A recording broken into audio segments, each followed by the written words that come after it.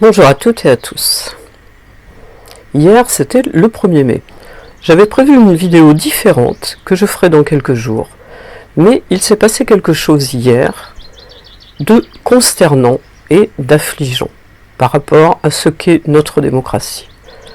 Et donc du coup, j'ai écrit un texte que j'ai publié sur mon site Regard Citoyen et sur ma page Facebook. J'ai remarqué que lire des textes plaît souvent aux gens. Bien sûr, ça dépend du texte. Mais il y a un intérêt pour la lecture de textes en audio, parce que peut-être les gens n'ont pas beaucoup le temps, parce qu'ils peuvent peut-être l'écouter en voiture ou en faisant autre chose. Et il y a des gens qui n'aiment pas lire, ou qui ne peuvent pas, parce qu'ils ne voient pas bien. Enfin, voilà, plusieurs raisons. Donc, je fais plusieurs lectures comme ça, et cette fois, je vais lire mon texte que j'ai écrit hier.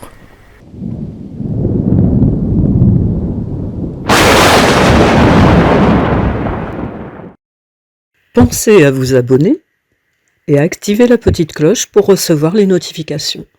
Merci. J'ai intitulé ce texte « Quand le gouvernement encourage les hors-la-loi ». Le Cornu et le 1er mai. En Isère, un boulanger a reçu la visite d'inspecteur du travail parce que sa boutique était ouverte ce 1er mai 2026 et que des salariés y travaillaient. C'est contraire à la loi. Et voici ce que je voudrais dire au Premier ministre. Votre gouvernement, la droite et l'extrême droite, avaient tout fait pour faire passer une loi avant ce 1er mai. Loi qui avait pour but d'autoriser le travail des salariés en ce jour très particulier, puisqu'il est le seul jour de l'année qui soit chômé et payé. Sauf bien sûr pour des métiers tels que les agents hospitaliers par exemple, qui pour certains travaillent mais sont rémunérés doublement ce jour-là. Mais cette loi n'est pas passée. Et donc, elle ne peut s'appliquer, quoi que vous en pensiez, Monsieur le Premier ministre. De plus, c'est votre parti politique qui en a fait voter la motion de rejet. Une manœuvre malhonnête, bien que pas illégale, pour faire passer vos lois en force. Vous l'avez déjà fait plusieurs fois. Mais vous accusez le Parlement de vous brider. Le Parlement est là pour contrôler le gouvernement et pas le contraire.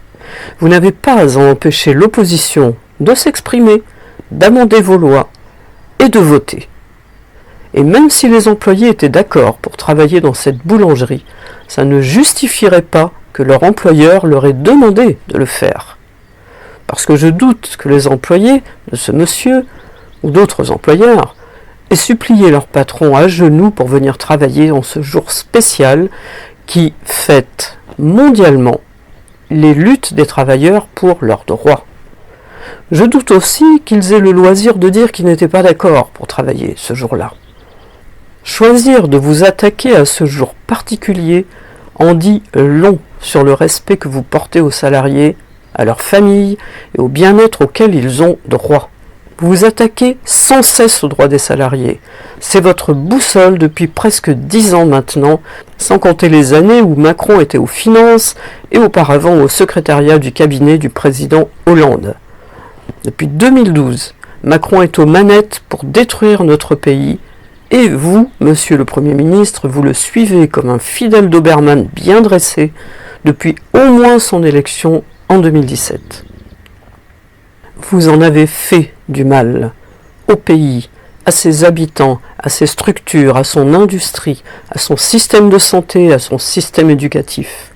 Pas un seul secteur que vous n'ayez détruit ou tenté de détruire en piétinant tout un peuple au profit de quelques-uns. N'oubliez pas, monsieur le Premier ministre, que vous n'êtes pas légitime à gouverner ce pays, bien que le Parti socialiste et la droite ne vous aient pas censuré. Nous, peuple de France, nous n'oublions pas et nous n'oublierons jamais. Vous n'êtes pas légitime, tout comme n'a été légitime aucun des gouvernements nommés par Macron depuis les législatives de 2024. Le NFP a gagné ces législatives. Et le président, devrais-je dire le monarque Macron, a volé ce vote au peuple français. Personne n'a gagné, a-t-il dit. Après un vote, Ça n'existe pas que personne n'ait gagné. Même une seule voix de plus fait un gagnant. Macron voulait Bardella comme Premier ministre. Les Français ont dit non. Et ils ont dit non aussi à la Macronie et aux partis de droite. Et qu'avons-nous eu comme Premier ministre successifs? Ceux qui ont eu le moins de voix aux législatives. Mais Macron a sans doute considéré qu'ils avaient gagné d'une manière ou d'une autre et que lui-même avait gagné. Le 1er mai et les boulangers. Les gouvernements successifs macronistes ne s'embarrassent pas de la loi. Ils l'ont montré. Par exemple, en ce qui concerne les violences policières. J'y reviendrai. Sommes-nous encore en démocratie, monsieur le Premier ministre? Non. Et vous le savez parfaitement, puisque vous et les vôtres poussez l'autoritarisme toujours plus loin, sans vergogne aucune. La loi ne vous plaît pas telle qu'elle est? Qu'à cela ne tienne. Vous la piétinez et vous allez féliciter ceux qui la bafouent quand ce qu'ils font vous agrée. Osez téléphoner à ce boulanger pour lui présenter votre solidarité et lui affirmer, si l'on croit les médias, qu'en cas de sanction, l'artisan n'aura pas à payer d'amende. Vous vous pavanez avec Vauquier, qui ne manque pas une occasion de montrer une mauvaise foi et un mépris total pour ce qui n'est pas lui-même, et allez visiter avec lui une boulangerie ouverte. Il fallait, là encore, oser. La photo prise dans cette boulangerie montre une femme, probablement une employée, dont le visage ne reflète ni le plaisir de vous voir, ni le bonheur de travailler dans ce jour férié. Mais je peux me tromper, peut-être cache-t-elle sa joie. Plus probablement, pense-t-elle que les gens sont capables d'acheter leur pain la veille et de laisser les autres salariés faire comme eux et chômer le 1er mai. Savez-vous que la désobéissance civile n'est pas acceptable de la part de ceux qui nous gouvernent et que vous ne pouvez pas, alors que votre rôle est de respecter à la lettre et faire respecter la loi, vous conduire comme un militant de l'opposition? Militant que vous faites pourchasser et punir à la moindre occasion d'ailleurs, souvent sous des prétextes qui n'ont guère à envier aux méthodes dictatoriales. Vous franchissez allègrement toutes les limites. Vous agissez en personne toute puissante qui prend la place de la justice avant même qu'elle n'ait pu prononcer un mot. Quelle indécence, quelle honte devrait être la vôtre de salir ainsi votre mandat de Premier ministre. Mais la honte, vous ne savez pas ce que c'est, n'est-ce pas? Les inspecteurs du travail ont fait ce pourquoi ils sont payés. Ils ont constaté qu'un employeur ne respectait pas le droit du travail. Allez-vous aller jusqu'au bout de votre démarche de soutien au hors-la-loi et sanctionner ceux qui ont accompli leur tâche? Vous en seriez capable. Pour ça, je vous fais confiance. Vous n'êtes qu'un obscur à qui Macron a donné de la lumière pour quelques mois parce qu'il vous sait servile et prêt à tout, comme au bon vieux temps des courtisans de la royauté. Mais lui comme vous, tomberez. Et vous aurez un jour, j'espère, des comptes à rendre à la justice de ce pays. Comment osez-vous vous regarder dans une glace, monsieur le Premier ministre? Et Attal, qui en rajoute une couche. On va l'écouter. Au-delà de ça, à travers cette question du 1er mai, c'est la question du travail d'une manière générale. Cette question du 1er mai, c'est juste le symptôme d'un débat plus général qu'on doit avoir dans notre pays sur le travail. Moi, je considère que la valeur la plus importante en France, c'est la liberté, et que pour être libre, il faut pouvoir travailler, et qu'on doit être libre de pouvoir travailler. Et aujourd'hui, c'est vrai que vous avez encore un certain nombre de règles qui empêchent des Français qui le souhaitent de pouvoir travailler ou de travailler davantage. Il y a l'exemple du 1er mai, je peux donner un autre exemple sur les heures supplémentaires. Vous avez aujourd'hui dans la loi un plafond d'heures supplémentaires annuelles. Les Français qui font des heures sup n'ont pas le droit de faire plus de 220 heures sup par an. Ben moi, je souhaite qu'on puisse supprimer ce plafond et que les Français qui souhaitent faire davantage d'heures supplémentaires pour travailler plus, pour améliorer leur rémunération, ils puissent le faire. Ça me paraît être du bon sens et encore une fois, on parle de la liberté de gens qui ont envie de pouvoir travailler. Attal qui ose parler de liberté, quant à faire encore plus d'heures supplémentaires et à travailler les jours fériés. Mais quelle Française ou quel Français fait des heures supplémentaires pour le plaisir de ne plus avoir de repos, de loisirs, de temps pour sa famille, pour ses amis, de négliger son bien-être et sa santé au final? Les gens veulent être rémunérés à la juste valeur de ce qu'ils produisent et non pas travailler exclusivement pour engraisser les actionnaires et les patrons. Augmenter les salaires, Prélevez l'impôt de façon juste pour tout le monde, sans oublier de fouiller dans la poche de certains de vos amis. C'est ça qui donnera de la liberté au peuple. Liberté de se cultiver, de pratiquer des arts, des sports, de profiter de la vie, tout simplement, au lieu de ne faire que survivre. Personne n'a envie de se tuer au travail. Personne. Allez donc travailler dans une usine ou dans un EHPAD, monsieur Attal, et nous verrons si vous serez volontaire pour faire des heures supplémentaires. Travaillez le dimanche, faire dans votre idéal des heures supplémentaires sans limite. Travaillez les jours fériés. Vous allez bientôt trouver un médicament miracle pour que les gens travaillent sans cesse, sans se reposer du tout. La pilule du bonheur pour qu'ils ne se rendent pas compte de leur abrutissement. Un sirop super concentré en mélatonine pour réduire le temps de sommeil nécessaire à l'humain. Des repas synthétiques super caloriques avalables en quelques secondes pour ne plus avoir besoin de la pause déjeuner. Qu'irez-vous encore inventer pour pressurer les salariés jusqu'au dernier atome de leur vie? La Macronie et la police, j'avais dit que j'allais en parler. Encore tout récemment, Laurent Nunez a exclu de condamner le fait que des policiers avaient refusé de considérer une plainte dans sa totalité. Je veux parler bien sûr de l'attentat qualifiable de terroriste survenu en Haute-Loire où un homme soixantenaire, vantant explicitement son racisme viscéral, a tiré sur des enfants. La police n'a pas noté la demande du père d'une victime de noter le caractère raciste du geste. Lorsque les victimes ne sont pas des blancs, les gouvernements macronistes, aidés en cela des médias dominants, ont tous minimisé les faits et permis qu'ils le soient également par la police et la justice, au point de défendre sans absolument aucune restriction des policiers coupables de crimes, alors qu'on doit au contraire exiger des policiers qu'ils agissent conformément à la loi et qu'ils respectent leurs uniformes. Mais le président et ses ministres ne respectant pas leurs fonctions, alors qu'est-ce que ça peut bien faire de laisser des policiers salir leur profession du moment que ça caresse les réactionnaires et les fascisants dans le sens du poil? On en arrive à la Macronie et aux lois internationales.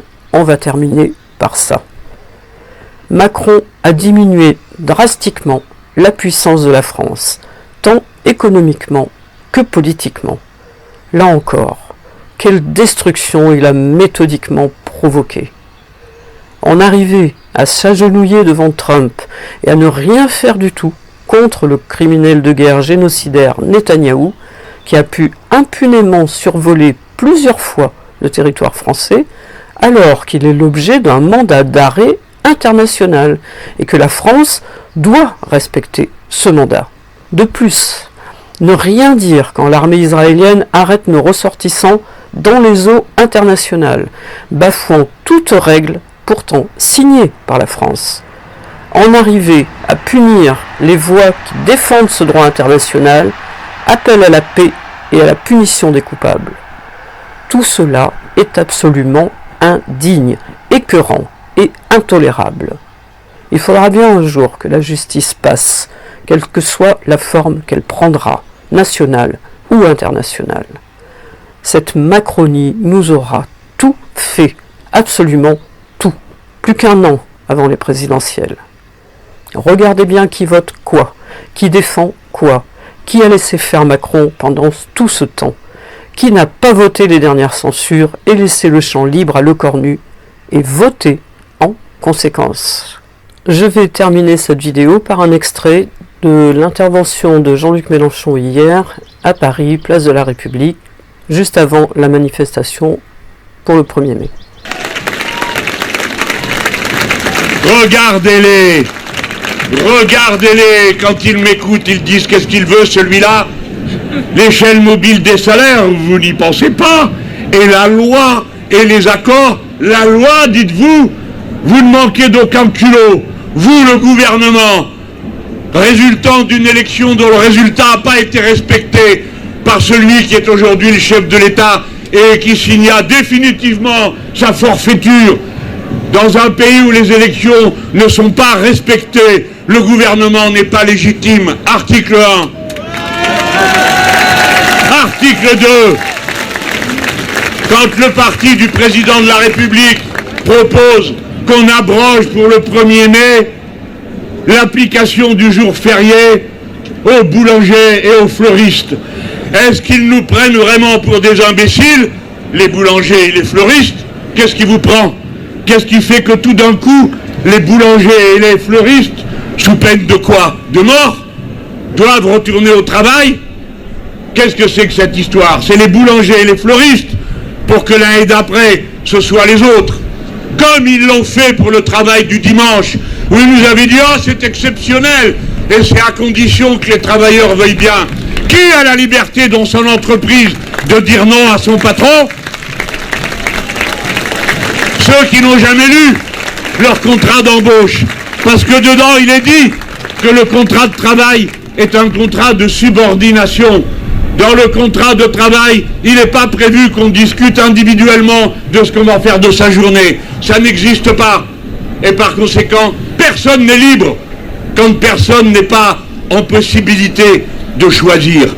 Et celui qui doit signer n'est pas libre. Celle qui est obligée de signer n'est pas libre de choisir. Alors arrêtez avec votre argument du choix libre, parce qu'il n'existe pas. Je vous remercie d'avoir écouté cette vidéo. J'espère que ça vous a intéressé. Je vous invite à aller lire le texte si vous le voulez, sur le site internet que j'ai créé, qui s'appelle Regard Citoyen, et sur lequel aussi vous pouvez participer activement. Vous pouvez proposer des textes, si vous savez écrire, si vous avez envie d'écrire, et il y a aussi un forum réseau social, moi j'ai appelé ça un mini réseau social, où vous pouvez échanger, vous pouvez discuter entre vous. Je dis bien entre vous parce que pour pouvoir à la fois déposer des articles et aussi discuter sur ce réseau social, il faut être inscrit au site. L'inscription est gratuite, mais ce blocage est volontaire pour éviter la pagaille qu'on voit sur les Facebook, les X et tout ça, où il y a des montagnes de trolls et ça gâche toutes les pages en fait. Donc je ne veux pas de ça sur mon site, c'est moi qui l'ai fait, c'est moi qui commande, et c'est comme ça. Par contre, il n'est pas interdit, si vous n'êtes pas d'accord avec ce que l'on fait, avec la France Insoumise, avec notre vision politique, il n'est pas interdit de vous y inscrire. Mais les conditions sont le respect des autres, s'exprimer avec des arguments concrets, solides, sans insultes, sans diffamation. Voilà, c'est très simple en fait. On peut discuter, on peut ne pas être d'accord, mais il faut discuter avec intelligence et respect. Ça, j'y tiens énormément. Toutes les personnes qui ne font pas ça, même si elles sont insoumises d'ailleurs, parce que ça peut arriver, seront éliminées du site. Voilà, c'est pas plus compliqué que ça. Voilà, je vous remercie donc d'avoir suivi cette vidéo qui vous a, j'espère, intéressé. Et je vous dis à bientôt. Au revoir.